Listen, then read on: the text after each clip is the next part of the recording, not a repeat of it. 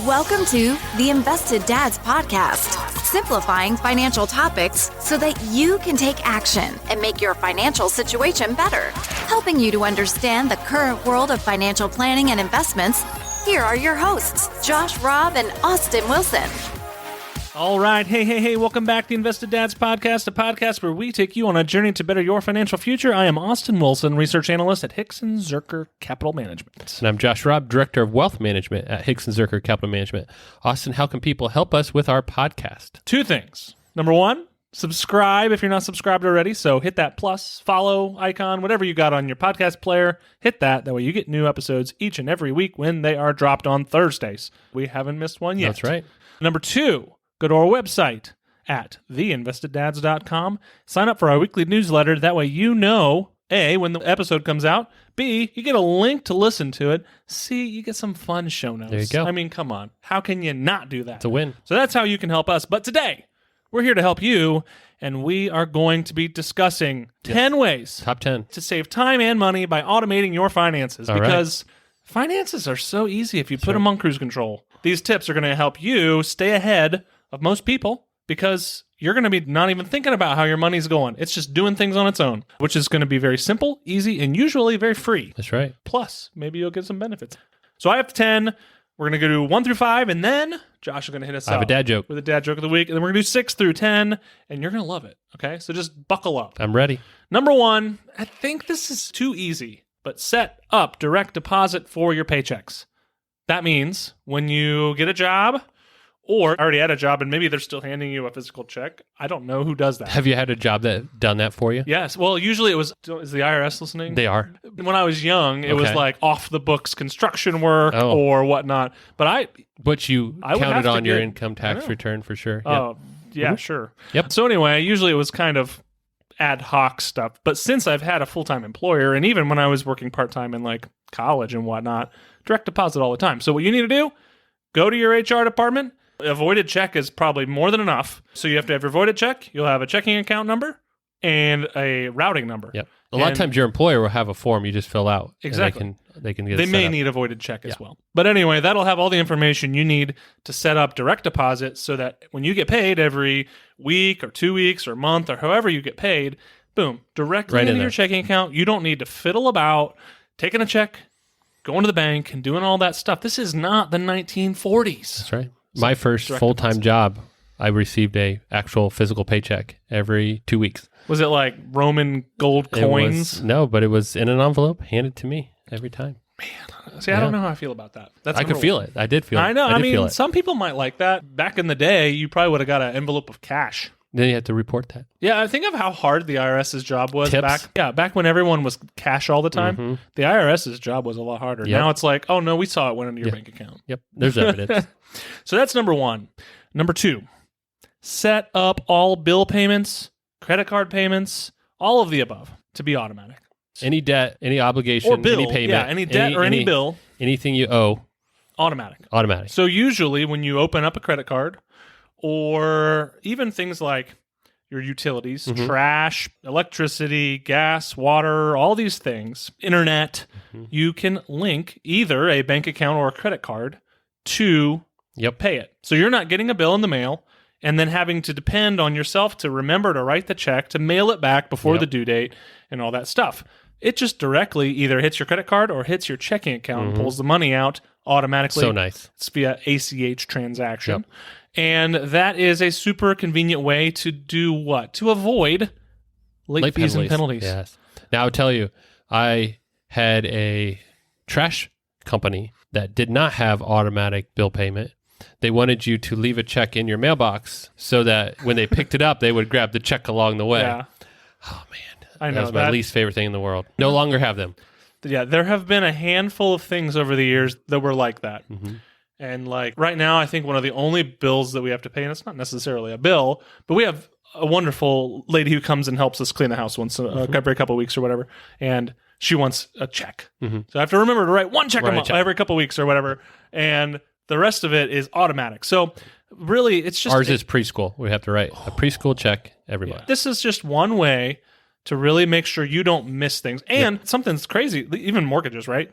Set your mortgage up to be automatic. One thing that could really impact your success financially is if you have missed payments and late payments, because that can impact things like your credit score, which can make your loan terms, if you want a mortgage or a car loan, which we're not advising, could make that very unfavorable for you. So this is one way to make sure you're never late and you never pay $1 of late fees.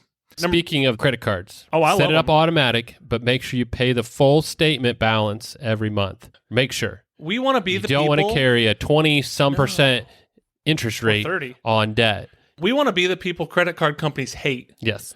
You want to be able to use all the benefits. They don't want everybody delinquent. Yeah. They get interest off of it. Right. But they also get other benefits. Yeah. They don't hate you. You're not making as much money on you. So we want to use all the benefits and all the perks of credit cards without the downfalls and the pitfalls. So the perks are things like maybe purchase protection, enhanced warranties. It's just convenience. It's convenient. It's super handy. Fraud protection, those sort of things. The downfalls that we want to avoid are things like exorbitantly high interest 30%. rates, right? So that is a great point. Always pay your full statement balance each month, and just set your automatic payment to pay that full statement balance. You'll never miss. You'll never pay a dime in interest, and you'll never be late. Beautiful. Number 3, automate your savings too. You've automated your bill pay. You've automated your money coming in. Automate your savings so you can set up automatic transfers either within one bank between a checking and a savings account or between multiple banks even where you have a checking account and a savings account at a different bank and to automatically save every single month. So if you're working on building up a 6-month emergency fund, which is something that we would like to see people have, then you need $10,000 to be in that. Well, you know that if you just divide that over 10 months, automatically transfer $1,000 a month, you're going to have that thing fully funded in 10 months. Something like that. Or this is just a way to make sure that you're setting money aside, right? And I'm going to talk in our next point about what those things could be for and kind of the way I do it personally, but automatically make sure that you're saving. And this is not talking about investing. We're going to get to that later on, but this is just setting money for emergencies or whatever aside. So. And also, you may be doing this already with a 401k because you're automatically going to deduct that from your paycheck. So that's an automatic savings vehicle that a lot of people are already doing. Yeah. They may not realize And it. that's going to get to a point we're talking about in a little bit. Yes. So my number 4 is very similar to number 3.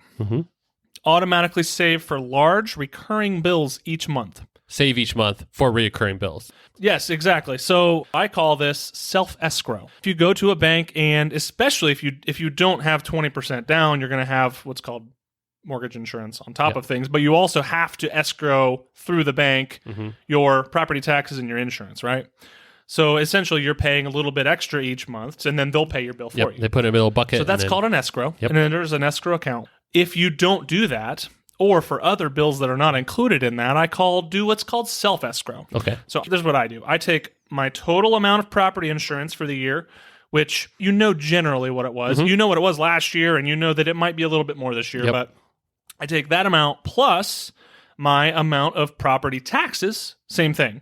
I know generally what it was last year, so I can inflate that by a little bit and round.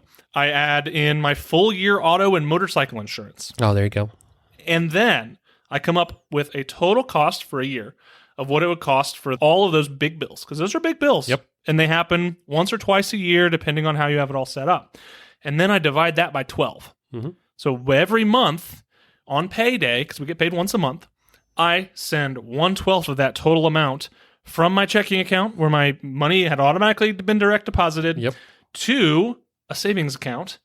And we're going to get to what savings account in the next step. But I transfer that, so when the bill comes, either A, I have it set to automatically be paid from that savings account, or B, I will then retransfer it back and write a check.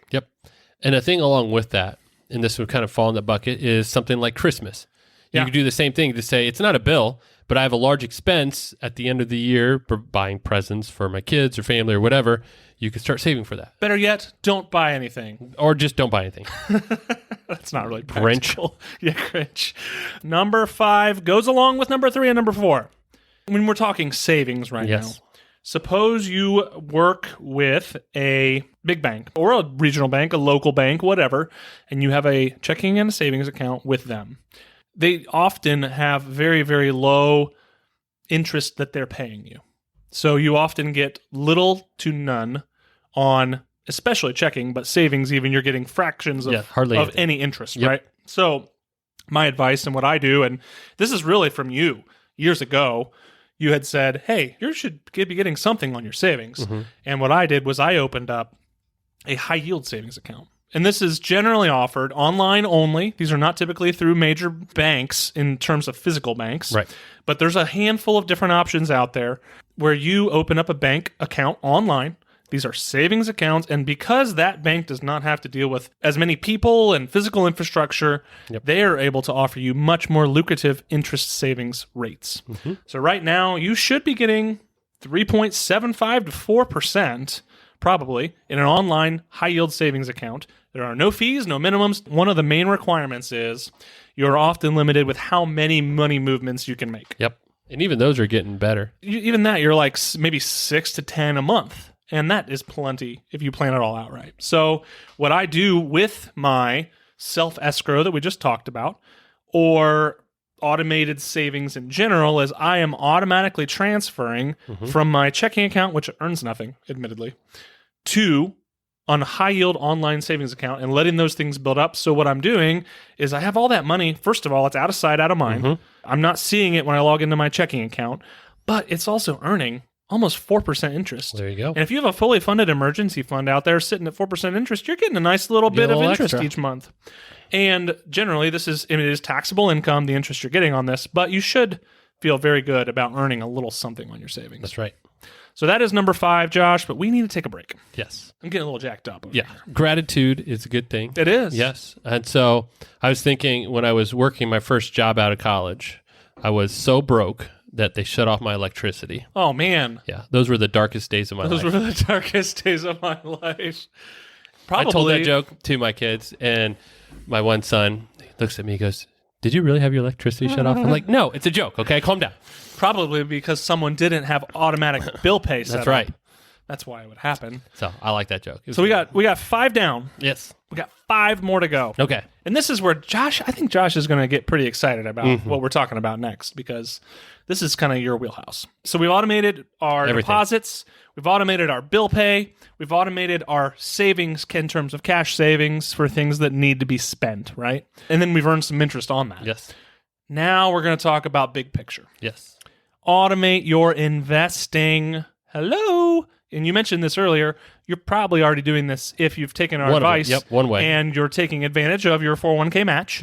You are probably automated your investing already. So you've checked boxes or whatever and set your asset allocation, what you want it to be. Yep. You're setting a percentage aside each and every paycheck, and it's going directly in your account to be invested into the market.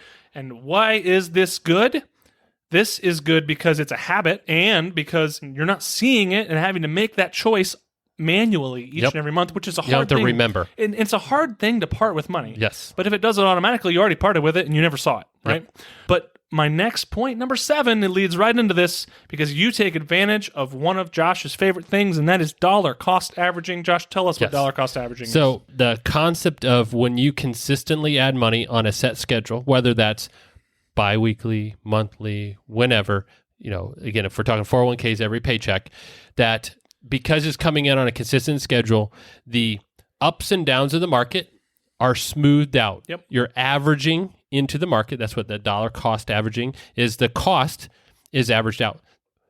The days are when you're depositing the money and the market's up, you're spending a little more to buy those investments. So you're buying less shares. Yes, but that's okay. When the market's down, you're buying more shares because the price is down. But when you go through a whole working career, that gets averaged out because you're consistently doing it regardless of what's going on in the market. Yeah. That's the key, is you just consistently do it. So what does that do? It smooths out your returns, gives you actually better performance long-term from an investment standpoint, and it allows you to not care of, is now a good time. It takes the emotion Every time's a good out of time. it. Yeah, it takes the emotion out of it does. because emotions with investing are counterintuitive. Because, so we're recording this in, what month is it? April of 2023. We're still in a bear market. We've been in a bear market for over a year. And right now it seems like there's a lot of tension. There's a lot of drama going on. The economy, there's uncertainties. It seems like a bad time to be investing. But often these are the best times to be investing. And if you're dollar cost averaging, you're buying more shares throughout this whole bear market. Yep. And when the market's made whole again, which it will, you will have more at the end. So it's a rule-based investing, right? That's right. It takes the emotion out of it. All right. Number 8, use a budgeting app. And you've talked about these before, but there are multiple free ways to be able to track your spending via an app that automatically downloads your transactions or all your money flows in and out and where they're going and maps them to certain categories. And this allows you to really know where your money's going, and then you can tweak things as you want from there. But this is a good way to automatically know where your money's going with technology. Technology is a beautiful thing. You could not do this a decade or 2 or 3 ago. It was impossible without manually sitting down and plugging it in. So that is a free. There are multiple free options. There's some you pay for. There's some you you pay offer for. additional things for Right. I don't have a preference. You find one you really like, find one that works. If it costs a little bit, but you like the additional features, great. There's a lot of free options out there. But a lot of people are more apt to stick to a budget. More apt. I see what I did there. If they don't have to manually plug in every transaction. Now, I've had multiple kinds. I've had one where I actually kind of liked the manual aspect of it, but really where it got annoying to me was if I spent 99 cents on a cup of coffee, I don't want to have to whip my phone out and put or my computer and put in that I spent 99 cents on a cup of coffee because it's irrelevant at the end of the month, 99 cents. So these apps just do that for you, which is kind of handy. And now again, if you buy 100 coffees at 99 cents, that adds up. It does add up. But that's what I would say. And number 9, this is one that I'm passionate about, and I'm trying to get more people on board. Like it. Credit cards, we talked about them. They are extremely useful if you use them the right way. You can get it used to be a lot of rewards points and perks and stuff like that. Now it's transitioned more to cash back and things like that. I say cash back is something that is not something you were counting on to begin with. So one option to do is spend it, right? Yeah. That's a fun way to do it. Extra money? It's extra money. Another thing you could do is pay off debt. That'd be a great way to do that. But my personal favorite, if you're in a financial situation where you can, is to not ever see it. Oh, there you go. So you have your cash. So right now, this is not an endorsement, but I have a cashback credit card from our custodian, Fidelity, who we use, and it automatically takes my cash back and invests it into my Roth IRA. There you go. So I never see the money. I don't spend the money. It's invested. There you go. So that's just a way to automate even more savings. Now, you do need to be conscious of how much you're putting into this tax advantaged accounts like that, because I'm sure you could choose taxable accounts too. You can, any kind, or HSAs or anything. But that is one way. If you never think about it, if you don't need it, throw it in your investment accounts. That's one way. And number 10, Josh, probably the one that you're most passionate about, is how do you automate for financial success? It's probably to work with a financial advisor.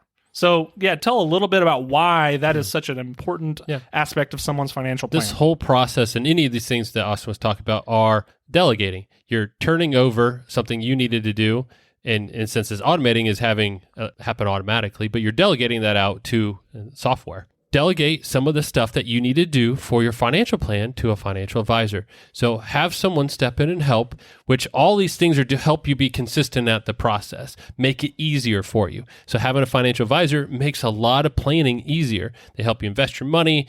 They talk through the planning side of things, taxes and insurance and estate and retirement, all those things, like insurance. What to invest in. Yeah. And so having an advisor will help you make sure that when you are making these decisions, it's the right decision for your goals and where you're trying to go.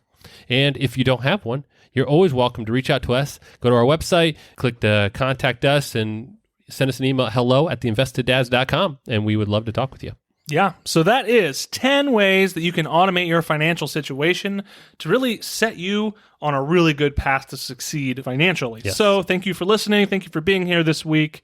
This is always a reminder that if you have someone who was asking, hey, I feel like I'm missing bills or I'm missing things here and there, or I want to get better at finance, just share this episode with them. That's that would be great if you could do that. As a reminder, always subscribe. We'd love it if you subscribe if you're listening to this. And leave us a review on Apple Podcasts or Spotify if we have provided some value to you. And as a reminder, we're also very active on our social media. So we're on Instagram, Twitter, and Facebook. Find us on there. Follow us, like us, and we will talk to you next week. All right, talk to you later. Thanks. Bye. Thank you for listening to the Invested Dads Podcast. This episode has ended, but your journey towards a better financial future doesn't have to. Head over to theinvesteddads.com to access all the links and resources mentioned in today's show. If you enjoyed this episode and we had a positive impact on your life, leave us a review, click subscribe, and don't miss the next episode. Josh Robb and Austin Wilson work for Hicks & Zerker Capital Management. All opinions expressed by Josh, Austin, or any podcast guests are solely their own opinions and do not reflect the opinions of Hicks & Zerker Capital Management. This podcast is for informational purposes only and should not be relied upon for investment decisions. Clients of Hicks & Zerker Capital Management may maintain positions in the securities discussed in this podcast. There is no guarantee that the statements, opinions, or forecasts provided herein will prove to be correct. Past performance may not be indicative of future results. Indices are not available for direct investment. Any investor who attempts to mimic the performance of an index would incur fees and expenses which would reduce returns. Securities investing involves risk, including the potential for loss of principal. There is no assurance that any investment plan or strategy will be successful.